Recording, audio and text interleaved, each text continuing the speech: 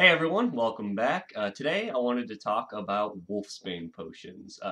So the Harry Potter video got a few views, and I was gonna say, hey, let's do that again.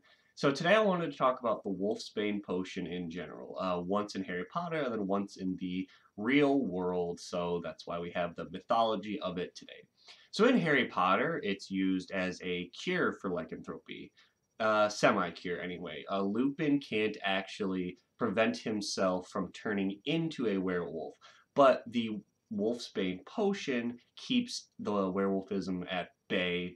He kind of still has to transform, but he has a grip on himself. It doesn't actually ever mention this in the movie. They just scream, "Hey, you didn't take your potion." But in the books, it tells you a few things about it. In the real world, however, wolfsbane really was used as a cure for lycanthropy, but of course, werewolves don't exist. So for those of you who are curious what wolfsbane actually is, it is a very, very poisonous flower. The poison is really, really bad, and even physical contact can cause damage. Well, they used to administer wolfsbane in combination with huge amounts of physical activity, bloodletting, and exorcisms.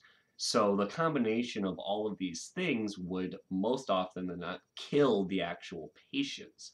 So really, next time Lupin picks up a potion, you might want to think, well, maybe you should back off a bit. Wolfsbane got its name. Some people think that it's because wolfsbane was primarily used to hunt wolves for a while, hence the name. But it was actually used in cultures to try to cure lycanthropy, and that's where the connection to the Harry Potter books comes from.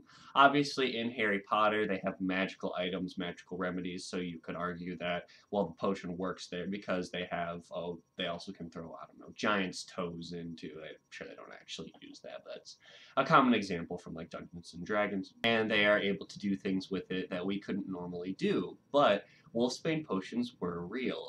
When they didn't use wolfsbane potions, they used vinegar. That obviously didn't do anything.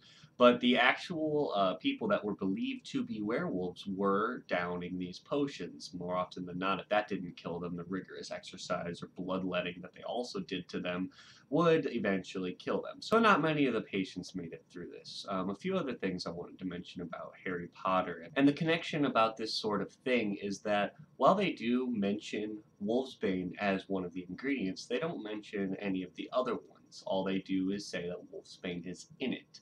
I think that another one of the ingredients might actually be vinegar because that was one of the primarily other things used. This may be a simple ingredient, but vinegar is often associated with this type of cleansing, so it's not totally out of the window that they might have added this in, at least in a small dose. It's a very versatile thing and it's used in a lot of different ways, so I think that might be one of the ingredients as well. Also, its connection to these weird werewolf contraptions and these weird werewolf experiments might actually help that case build kind of strongly.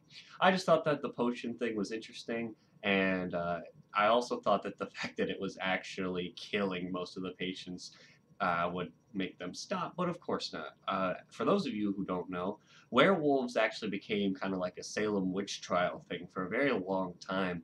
Uh, People were rounding up werewolves just as much as they were rounding up witches. They would do these experiments, they would burn them. It's all a pretty interesting part of history. People don't usually talk about the werewolf trials, they always talk about the witch trials. So I just thought that that was another interesting fact for you. If you wanted to learn anything more about werewolves or wolfsbane potions or Harry Potter, let me know in the comments section down below. If you like this video, please like it and subscribe for more of my content. It really helps me out and lets you know if you want to see anything more specific from my channel. Thanks for watching.